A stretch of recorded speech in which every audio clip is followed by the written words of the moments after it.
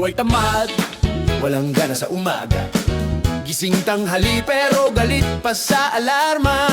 Sabi ng nanay, anak, maghanap ka ng trabaho. Sagot niya, may plano ako pero saka na lang siguro. Habang lahat ay abala, siya na may tulog pa rin.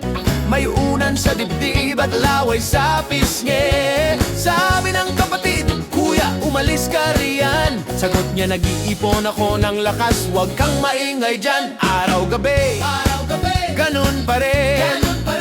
Kahiga, walang dinig na ping.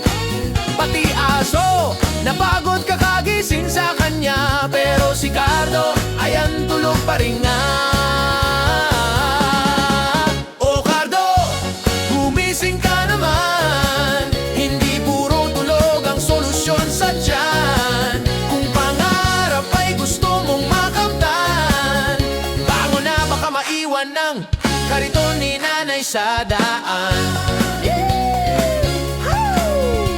Isang araw, nagising ng maaga. Sabay sigaw, may lindol ba o himala kaya? Sabi ng tatay, hindi lindol yan. Nakuryente ka lang ng bayad sa kuryente kahapon. O Cardo, gumising ka naman. Hindi puro pangarap sa ulap ang laman. Ang mundo ay paikot, hindi pahiga. Kilos na bago tuluyang mawala ang tsinelas mong isa. Ngayon daw ay magbabago na siya.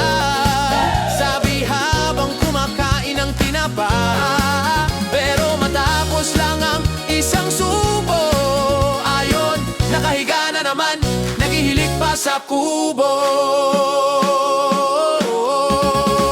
O Cardo, gumising ka naman. Ang buhay ay sayang kung puro higaan. Kung gusto mo mahalin ni Aling Pina, kailangan mo ring kumayod, hindi puro panaginip sa kama.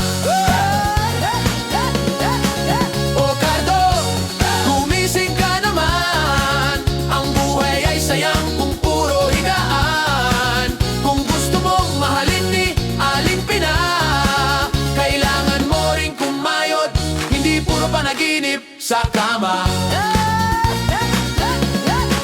Kaya mga tamad, pakinggan si Cardo. Baka bukas ganun ka rin, walang bago. Gising na bago sumapit ang gabi. Baka pati mga ipis mauna pang magka-diploma sa sarili.